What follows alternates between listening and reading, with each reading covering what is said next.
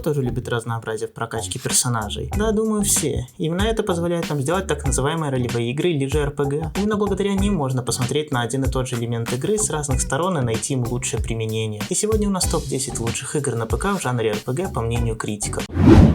Действие разворачивается в Золотой век Республики, в то время как ситхов, так и джедаев еще были тысячи, и за одного из них мы и сможем сыграть. Именно от наших действий будет зависеть то, что в итоге будет с миром. Во время очередной тренировки с Цири вдруг наступает зима. Все это неспроста. На самом деле это случилось из-за прихода так называемой мифической дикой охоты, после которой Цири вдруг исчезла. А нам, играя за известного всем мясника из Блавикена, придется встретиться с Йеннифер, Трис и остальными, кто может помочь разыскать Цири и противостоять дикой охоте.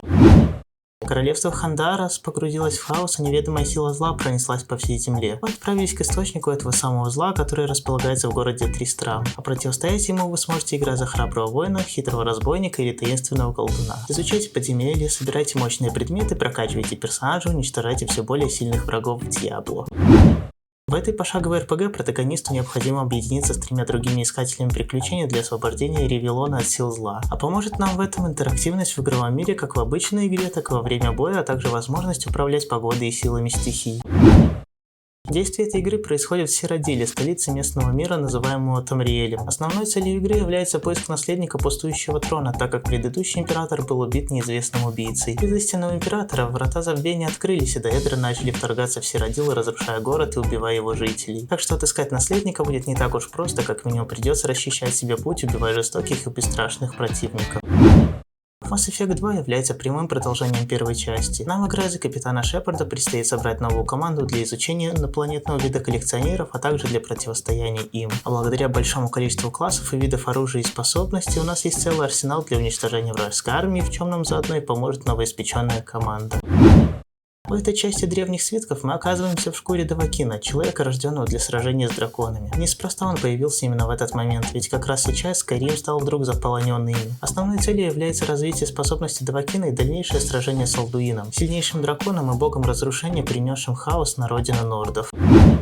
В отличие от первой части, здесь протагонистом является колдун, которому попросту придется сражаться с созданиями пустоты. Вторая часть дает нам возможность сыграть за одного из 6 уникальных персонажей, а если они чем-то не устраивают, то вполне можно создать и своего. У нас даже будет возможность убивать мирных неигровых персонажей, что редко встретишь в играх. К тому же мир позволяет идти куда угодно и когда угодно, а улучшенный искусственный интеллект еще больше разнообразит геймплей.